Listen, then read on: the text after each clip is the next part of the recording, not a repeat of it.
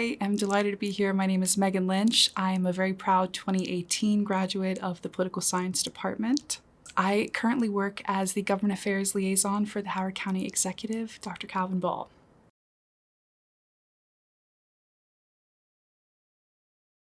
A strong and healthy democracy is really about people being involved. We need to have an informed citizenry and informed residents. And that's one thing that I hear from folks all the time, whether it's in my work in government or my work in the classroom. I hear that they feel voiceless and they feel there's no way for them to get involved. So people need to learn how to actually get involved in government, and then they need to be able to feel that there are channels where they can actually use their voice. So I think the first step to a strong and healthy democracy, to kind of keep going what we have, is to just make sure people are informed.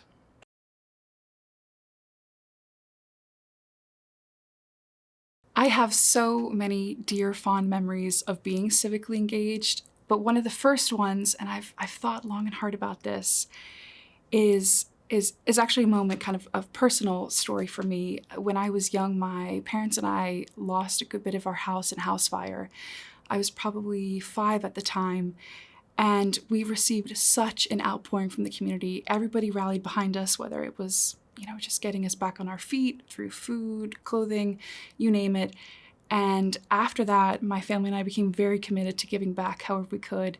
And that actually started with going and visiting the folks in the nursing home who were right behind where our house was, who really showed up for us in a way that we didn't expect they would, given that many were, wheelchair bound or, bound to the actual facility itself. So that was my first experience of giving back, was going down and we sang songs for them, and we brought some food and pizza down, and we brought some pizza for the firefighters too, just to give back as a first start of realizing we've been given a lot.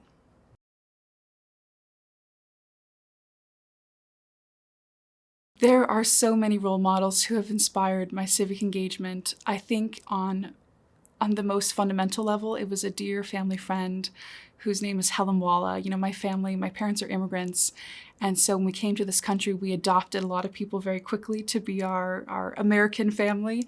And she was like my American grandmother. And from, the first days of when I was 3 or 4, I would sit with her in the St. Vincent de Paul meetings at church. I would, go help with the book drives. And, then throughout school, there were folks like Mrs. Ann Marshall, who taught me social science, or social studies, I suppose, in middle school, where we started doing current events, and I started realizing that there was a lot going on in local government in Washington County in Hagerstown, where I was raised, and folks just were completely unaware.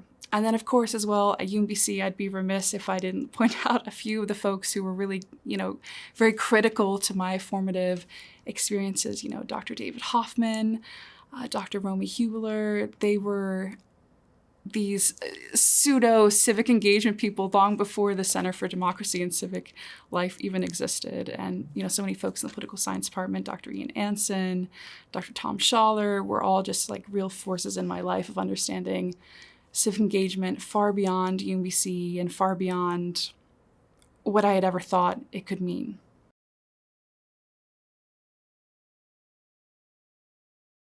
I've had a great pleasure working on quite a few civic issues, but I think I'll speak about one that I'm doing right now that's really dear to my heart, which is a youth engagement leadership work group that we're doing through the Office of the Howard County Executive. So, as we're kind of emerging from the pandemic, we're seeing that students really struggled with their mental health, but also just with opportunities to get together and be young people and have fun.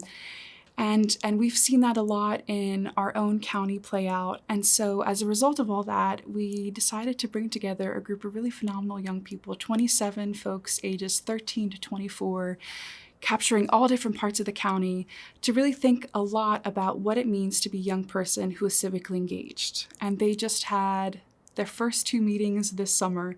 So it's a very fresh initiative. And they've got some great thoughts about mentorship programs, about, potential voter booth initiatives, about revamping internship processes to be far more accessible to all students. They're just doing great work. I'm just there helping kind of guide them, but it's really the young people, right, as always, as we always see, who lead these initiatives and these efforts. I learned from the best at UMBC as to how to take all the knowledge that we tried here and then kind of use it beyond Hilltop Circle.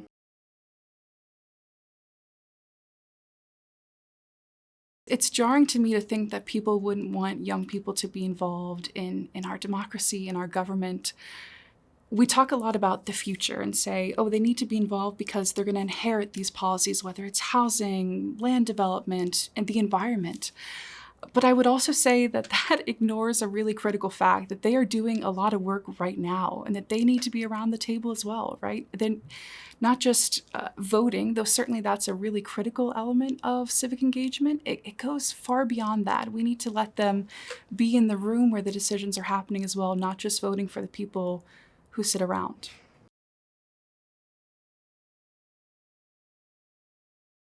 I think we're lucky to have a really fantastic county executive, just on a note of personal privilege, who comes from a background in education.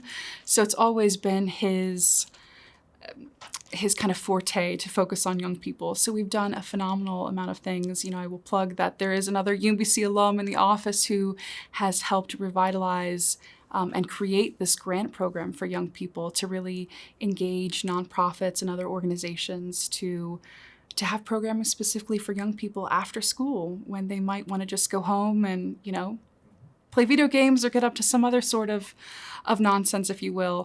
They can spend the time in community with a group like Clarksville Community Cares, where they, you know, build sustainable necklaces is the one I recently saw out of like toilet paper rolls, but really clever things. So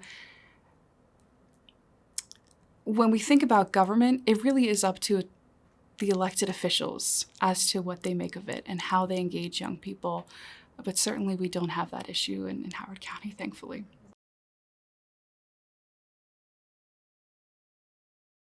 I think about this question a lot of how UMBC students or maybe college students generally can be involved in civic engagement, you know, especially in the classroom in Poly 100, you know, Intro to American Government, where we talk about a lot of the big hot button topics on the federal level and on the national level. And one thing I always hear from students is that they say, you know, it just feels kind of hard to tackle that, right? Like, how do you solve gun safety? You know, it's very overwhelming to a student who's taking their first, you know, maybe ever class in political science. So what I always say to them is, you know, of course, in this class, we're learning about kind of the basics of government, of American government, but don't forget about the local governments. You know, you'll see an incredible impact in your life when you start paying attention to what they're doing. And, you know, as a result of that, we've started doing current events at the beginning of class, really to kind of tease out some of the stuff that's happening locally. You know, a lot of them are from areas nearby, or even if they're not, they're still invested, they're still involved. So I understand the interest in the kind of the fervor of the national topics, but don't forget about local government. They're doing a lot, and it impacts you a lot more than you would think.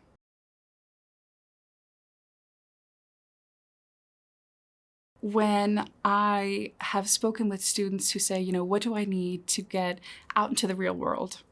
I think one of the first things I tell them is patience, because when you're working in either politics or more on the policy side, things take a while to move, right? The system was designed intentionally to be slow, and we have to recognize that.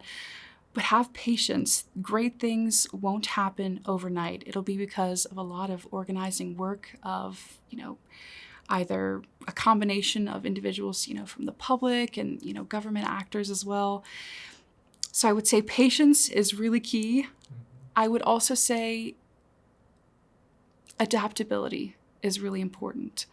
You know, a lot of times when we're in the classroom, we try to do our best to rise above a lot of the political fray that can happen, right? The fighting of, oh, you're presenting a liberal point of view or more conservative point of view. And I always try to, you know, counter an argument if I hear a student continually fostering a line of reasoning in one frame or the other. just to get them thinking. And I think that's really important, is that they need to know that people come from a lot of different perspectives, and you need to be able to work with people and be adaptable and kind of, for the cliche, you know, work across the aisle, but really be able to find common threads with others.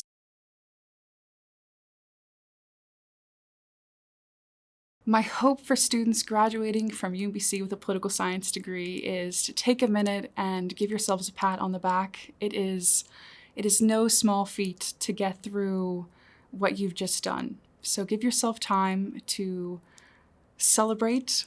But I think more broadly, my hope is to continue seeing this trend of just fantastic UMBC Poly alums charging the world by force and making so much positive, powerful, meaningful impact. We are seeing it in government at all levels, in the private sector. I'm just constantly blown away by like my former classmates who are just doing these phenomenal things, you know, both in Maryland, but I would say I know a few internationally as well. You know, UMBC has given us all the tools we need to go out and prosper.